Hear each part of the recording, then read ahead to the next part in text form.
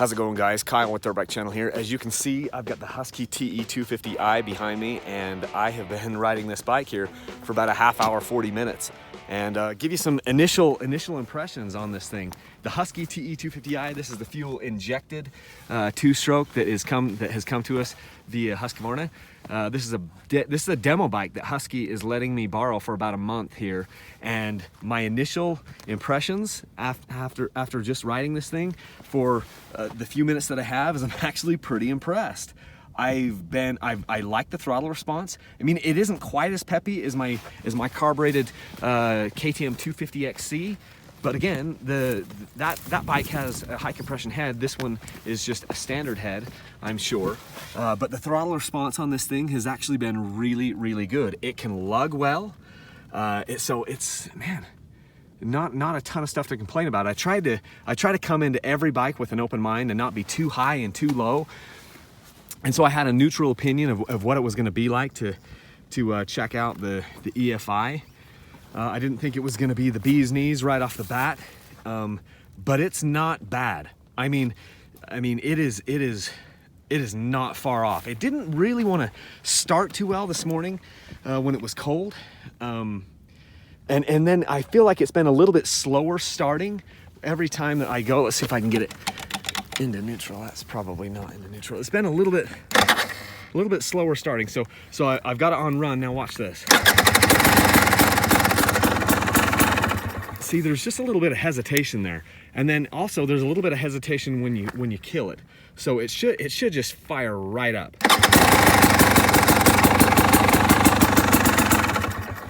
See, that time it was a little bit better, but when I find that when I stop and start, it's just a little bit of a hesitation on the starting. It isn't quite as like instantaneous to start on this thing.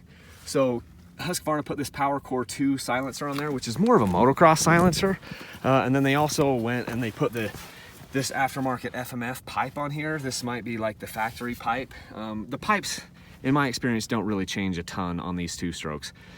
Anyway, so I spent some time setting up my sag, setting the bar, setting my controls, adjusting the rear brake a little bit to more to my liking, and just doing some things like that to set this up for my style, for what I like to do.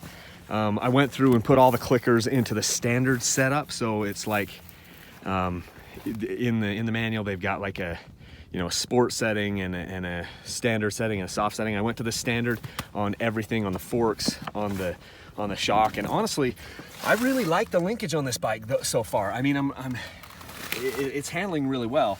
I don't love the tires that they have on here. They have the Dunlop Geomax MX3S tires. These are not super great for what I'm doing, and then since I have to run the tubes that they've got in the tire, I don't get to run tubeless, which means I've got to run a little bit more poundage, and the bike isn't handling as well because I have to run like 12 or 15 pounds on the tires to avoid getting pinch flats. As you can see, it's really rocky terrain out here. Lots and lots of really sharp edges, and so I end up puncturing tires,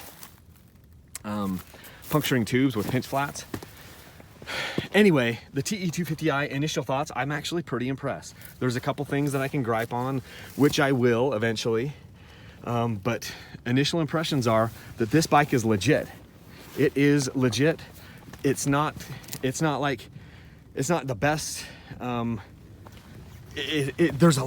There's maybe a little bit of that edge on that you get, like that explosion with the two-stroke, that might be kind of tuned back a little bit, dialed back a bit, but man, the throttle response is great. The thing will lug, the thing will like rev out and scream.